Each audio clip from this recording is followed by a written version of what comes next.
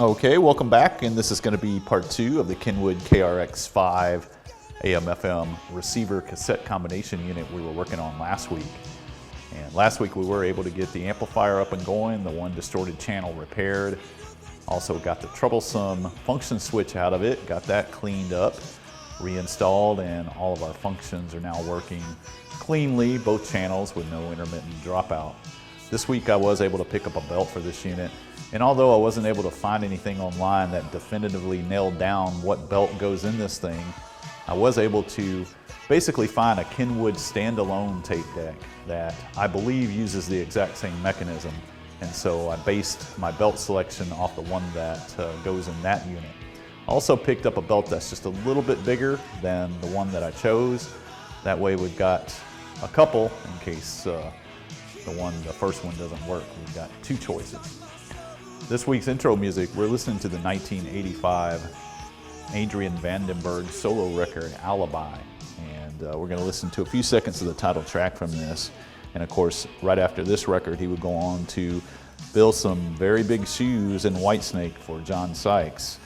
Of course, Sykes and the rest of the band were fired during the making of that groundbreaking self-titled album. So let's hear a little bit of Alibi, and we'll get started back on the Kenwood.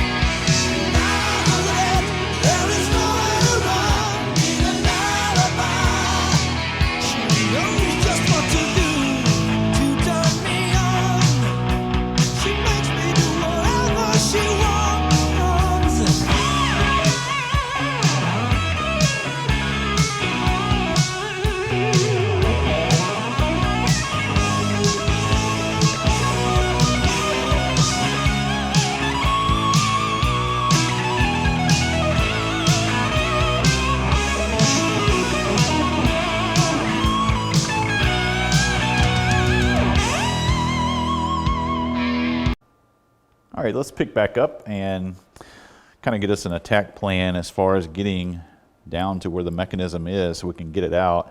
I went ahead and kind of snipped off these three wires right here coming from the power supply onto the edge of the board. I left a little bit of insulation on a couple of them so I don't get them confused and I know what's what.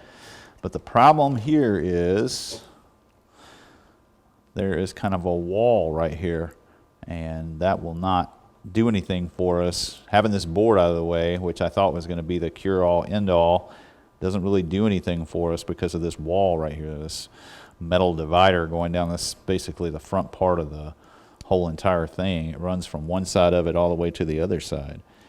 So I think that what's going to have to happen is we're going to have to take off this aluminum shell that goes on the front mask, and I noticed that there's some screws here that we should be able to, let's see if we can get a light on this. There's some screws up in there that probably hold the whole deal in, holds the whole mechanism in, but we're never going to be able to access it from back here. We're going to have to get this off, and once we get this off, then we can get, maybe the mechanism can come out of the front. But we got a few wire connectors that we got to deal with also. And I don't want to be in here messing around with this dial string, but I don't think this is not the part that the whole front frame doesn't have to come apart. I believe it's just this aluminum piece that's covering up the front frame and the access to the screws that will get the whole mechanism of the tape deck out. So give me a second. I'm going to look into that a little bit further, and then we'll come back and see what progress I've made. But I think the first thing is to get this aluminum piece off of it. So let me go ahead and do that, and then we'll see where we're at and how much access we have. Okay, so we'll pick back up here with a little bit of progress made. Was able to go ahead and get the front aluminum trim piece, I guess you would say, or maybe bezel off of the unit. Included with that was the push buttons for the Logic controlled tape deck. Comes with a rainbow wiring harness. Wasn't enough to get me access to all screws, including the one up in the top here, so I had to remove the tuning scale off of it, and it comes off as one piece. And so now I have access to all the screws. I can't tell yet if there's a screw here beyond the headphone jack, but we'll check into that.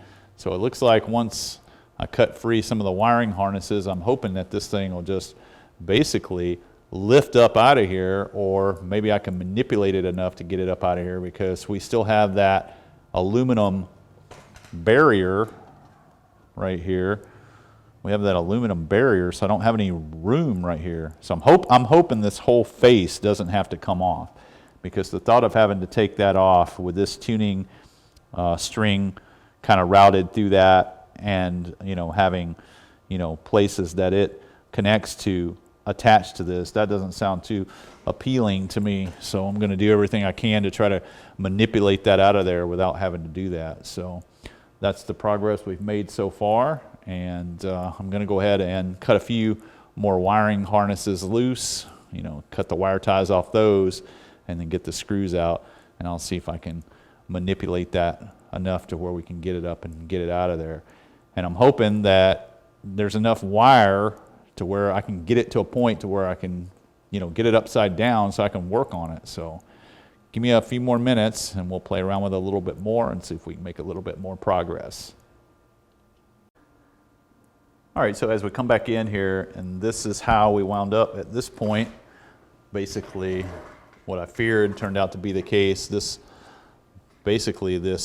aluminum wall right here, once I got all the screws out of the unit, it wasn't going to just lift up out of here. So what I did was I took the two loose on this side so the face would actually move, or the frame part would move away just enough to where I could slip it up out of there, propped it up on a cardboard box so I can start working on it. That way this side, containing all of these little grommets and wheels that the tuning string, dial string runs on, doesn't have to be affected. I didn't take that side loose, just this side. But there's still quite a few wires attached to it, and they're not going to get detached if I can help it. So I'll get the camera set up on the magnifier overhead, and we'll go ahead and start getting this plate off. We'll have a look at all of the mechanism gears to make sure everything's moving freely. We can kind of see everything pretty good. You can kind of see the heads and all of the mechanism upside down this way. So we'll go ahead and see if we can go ahead and get a little better shot, putting the camera overhead on the magnifier, and then from that point we'll start taking it apart, get the nasty belt cleaned up, and see if we got a winner with one of the two that I picked out. So give me a second for that and we'll come back. All right, so we'll pick back up and start this process, and of course we'll see if we can get this thing to the point to where we can get the gooed up belt cleaned off of it. And I'm working on this thing sitting on this cardboard box, and so it's not the ideal spot, but unfortunately it won't lay on the bench correctly. The wiring is not quite long enough for that, but we should be all right. I should be able to pull it off doing it from here.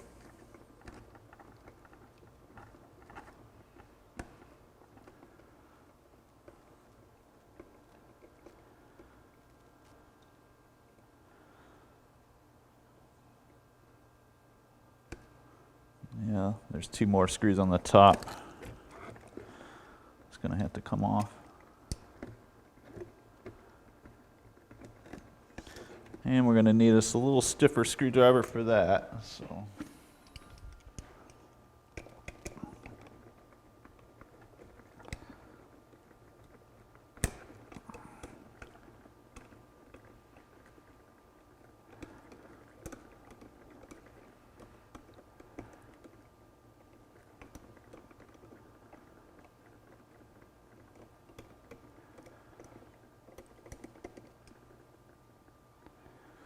doing everything I can to try to avoid getting my fingers in that goo right there. All it takes is to get that just on one thing, and it'll be all over everything.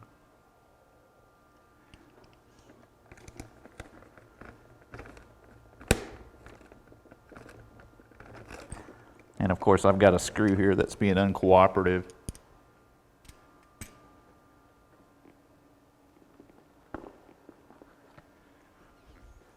Let's see if we can find an alternative screwdriver that might work.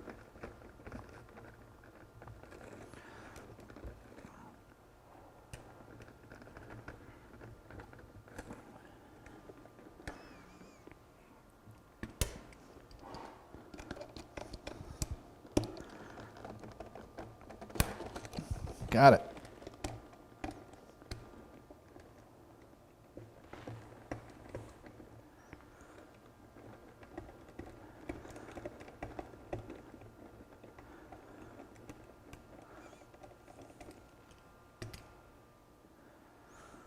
All right, this should come off now. And I'll tell you what we're going to do. Let's go ahead and let's mark this wire. And we'll use the soldering iron and just remove the wire. So this will be the red one, orange one in this case.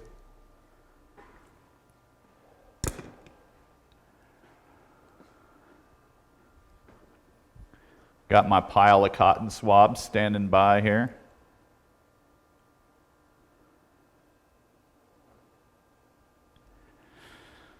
Got some cleaner. Get it cleaned up with.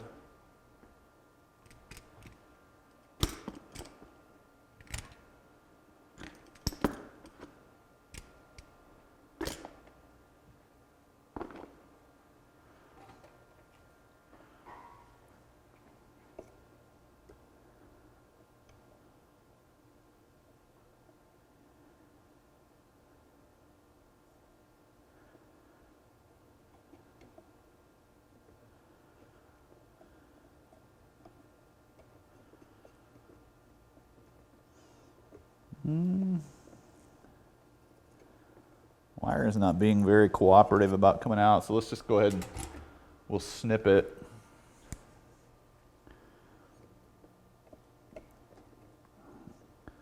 We'll snip that one.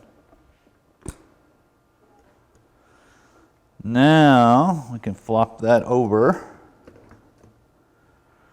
And again, trying to pay attention not to create a problem with getting that stuff all over everything.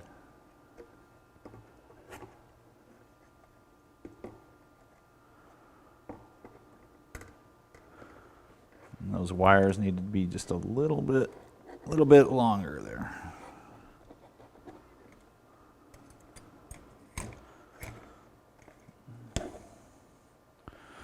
Looks good.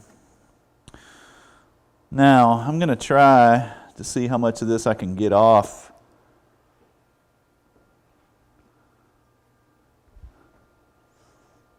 Maybe.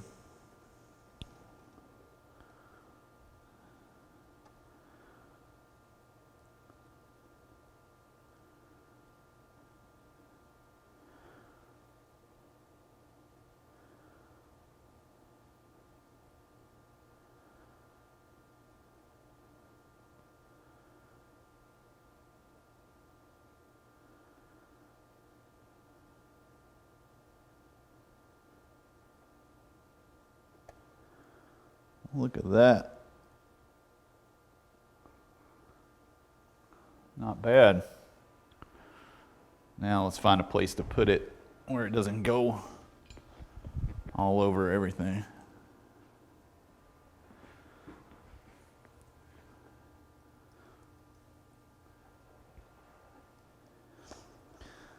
And I've got some acetone just on a swab here. I'll kind of use that. And then once we have it cleaned, I'll pull it out completely. And once that swab gets dirty, I'll move on to another one. That'll prevent smearing it all around. I don't want to smear that shit all around everything.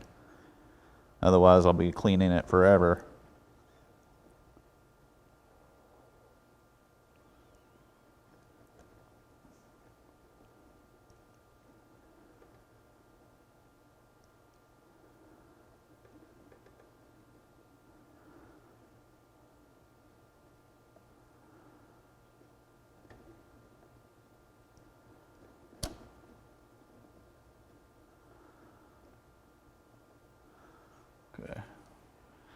And we'll do it one last time just for good measure here. And so far, nothing on my fingers, which is a good thing.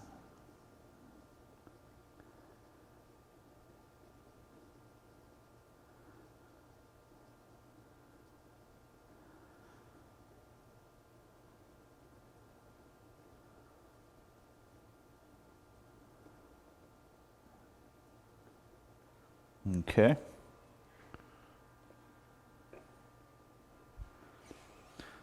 Now, what to do about this? The chances are pretty good it ain't going to just unwrap off of that like it did on the actual capstan, but we're going to try. I'm going to snip off the end of a Q-tip, cotton swab, and try it and see.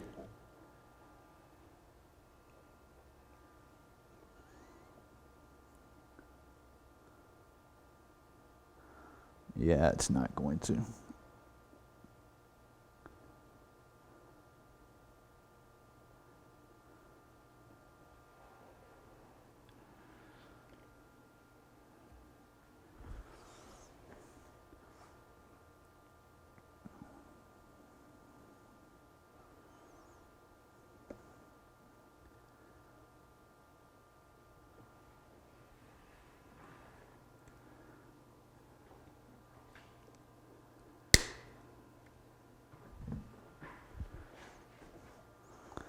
We might be able to get most of it.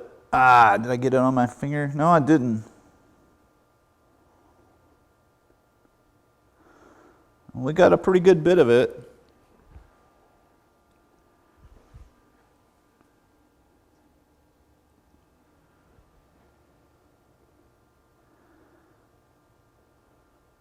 And this one has acetone on it, and so we'll go ahead and snip this one off and use the other end of it.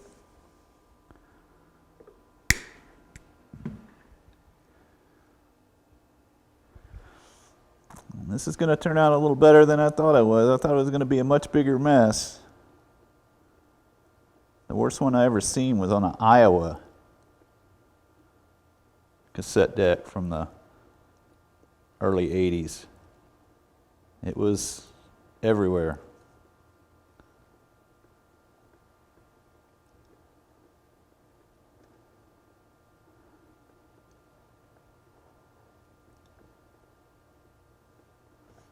And again, I don't think I got any on me.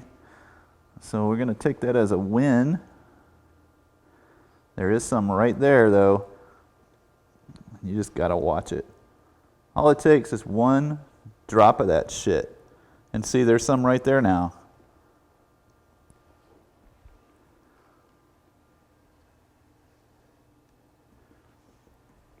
I certainly don't want any on the new belt, but I don't want it on me either.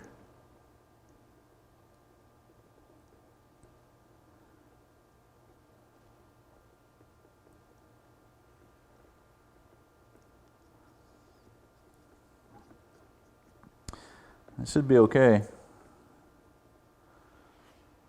All right. Still got clean hands. I guess we're all right. Motor spins over nice and easy. Doesn't seem to be anything wrong there. Panasonic motor, it looks like. Pretty typical of the one that they used back in the day for all their portable stereos. And I'm not sure, I've seen this mechanism before too. So the whole mechanism may be Panasonic.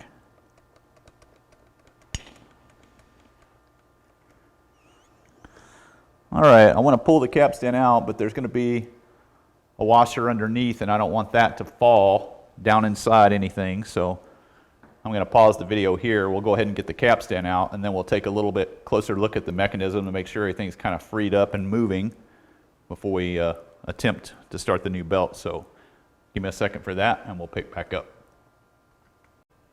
So we're picking back up and I went ahead and pulled out the capstan so I could take a good look at it. And the gear they have kind of integrated into that. that drives all of the mechanism pieces is looking real good. There's no cracks in it, and that's always a good thing. And the way that this fits down in there is it's got a notch in it, and of course it's notched down in the inner portion of the capstan. And so that all looks pretty good. And I went ahead and took the motor off completely. I wanted to make sure we could get some oil down inside here, so I went ahead and removed it completely from this plate and got oil in it, ran it for a little bit, just injected 12 volts into it. And this particular motor, I've actually taken one of these apart. I've taken a couple of them apart, and there's a little speed control built into this case, and I've actually changed the cap out of that speed control once that was shorted and fixed it that way. And I've also changed the little 3-pin regulator in there that governs the speed. So it is possible to take one of these apart and fix it.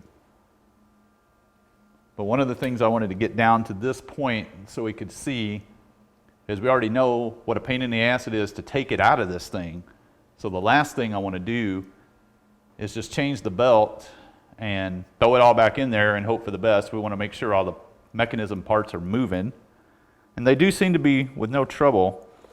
We'll look at the head assembly first. And I put these plastic boxes here to kind of help out a little bit. The whole assembly the head's right on is moving very fluidly. There's no issue there at all. The pressure roller is going to come out. We're going to get that out and clean it. And then the braking assembly is also moving very fluidly. There's no trouble there either. And of course, that's going to have to come out. It's glazed over. Hopefully it's not hard as a rock, but it is glazed over. So I think the next thing, we're going to get this out and get the pressure roller out and get those cleaned up. And then we'll start the process of kind of putting it all back together. Some other notable items that's probably not something you want to overlook in something like this is there's quite a few interlock switches on this, and you'll want to put some cleaner in that. I'll spray cleaner on my really fine file and just clean them up a little bit. Definitely don't want to break any of these switches. There's a few of them in here too. There's one right here. We can get this opened up again. And I believe this one in here is the cassette in switch maybe. We'll get all those cleaned up. Let's get the idler out. Let's get the pressure roller off. And start getting all that rubber cleaned up and get a good evaluation of it. The belt that drives the reel sensor is pretty toasted, but I got one. So we'll change that out. There's no tape counter in this, but they did use the reed sensor to sense the reels moving, so we have to put a belt on this. So let's go ahead and get those pieces out. Let's get an evaluation of those and get those cleaned up. And then we can get on the road to getting it all back together. All right, as we come back in, got our pressure roller out. Got the idler assembly out. Not easy. Had to remove a few pieces out of the mechanism, including the slider bracket in the front part of it. And the tire is not cracked, which is a good thing, but it is slick and glazed over. So I think what I want to do here is I'm just going to put it on this, and I'm going to rough it up just a little bit with some sandpaper. Last thing I want is to get this back together and it actually not have any good movement to it, or makes us wind up with no torque. So we're just going to kind of knock that glaze off of it a little bit. I don't want to go too crazy. And then we'll clean it with the rubber revitalizer.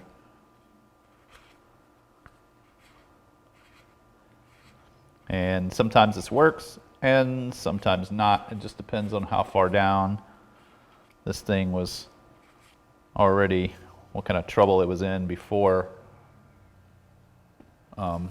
it stopped working. It may have been worn down pretty good. Now we'll get some the rubber, I call it rubber revitalizer. Rubber revitalizer is what PRB used to make, something called rubber revitalizer, and they don't no longer make that, and this rubber renew stuff is basically what I use to take its place. So we'll just kind of get a good glaze of this stuff on it. And this is another thing, it's pretty nasty to get on your fingers. It's pretty hard to get it to clean. You know, your fingers will smell for a while. So we got that. Now we'll wipe it off. And it feels pretty good. It's got a nice bite to it now. So hopefully, if I didn't knock too much of the material off of it, it'll sink over to the reels real good, mesh up with them real good, and we'll have good fast forward and rewind torque.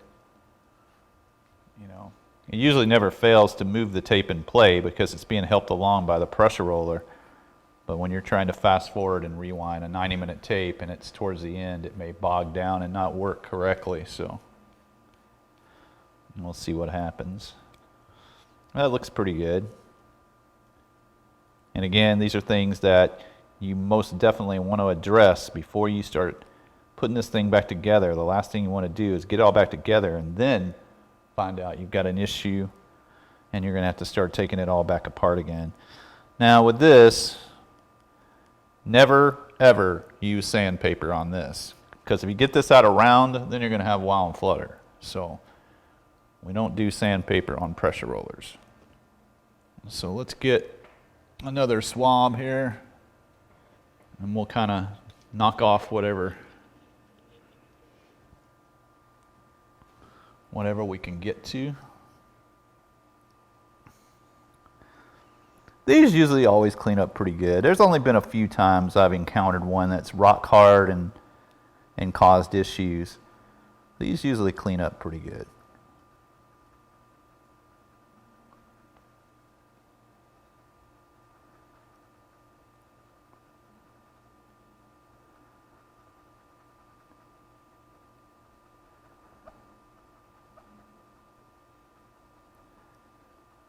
I'll usually go around it a couple of times, and we'll ditch that swab and get a different one, and we'll hit it again.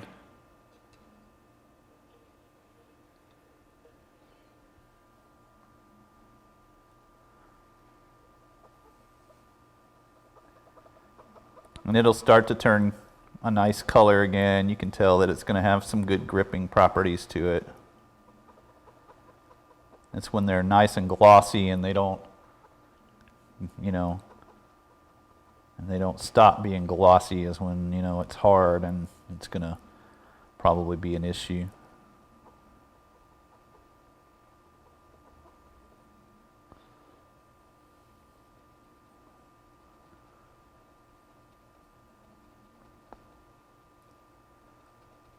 It's looking pretty good. It's soaked in there pretty good. It's got a good feel to it.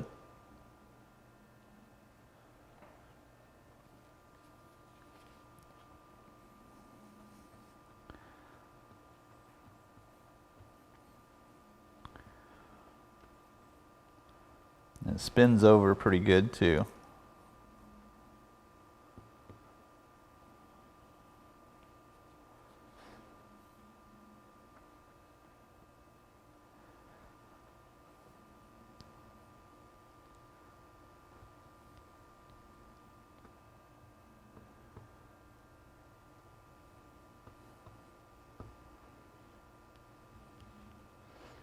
Yeah, it looks okay. Feels pretty good. Got a good bite to it. So I'm going to say we're okay on this. So I think the next thing to do is, let's see here.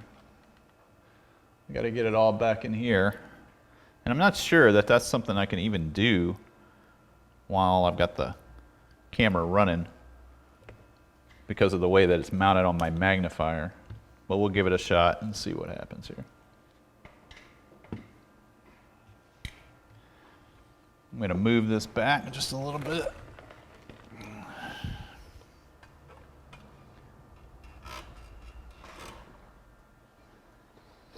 And we're going to put that idler right back in there, just where I took it out of.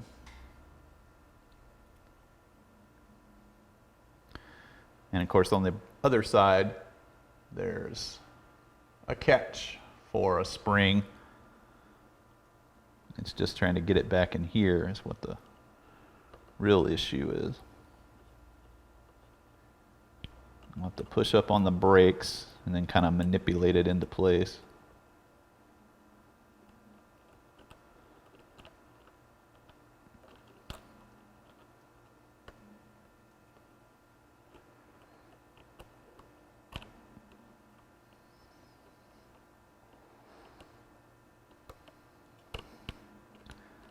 And there we go. There's that part anyway. Now let's work on the pressure roller.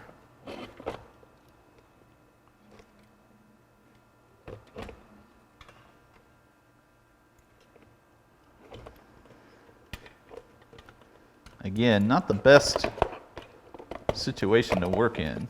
Just not a lot of room and just not the best situation.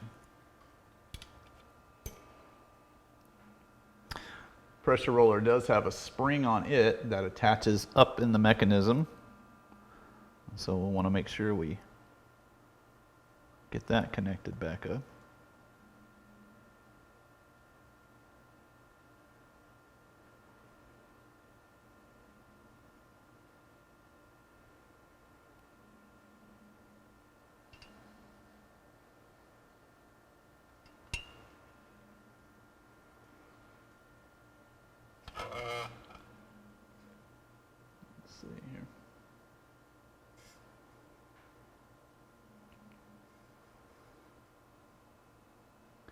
So it should be like that right there. And let's raise the door up. That'll probably be helpful.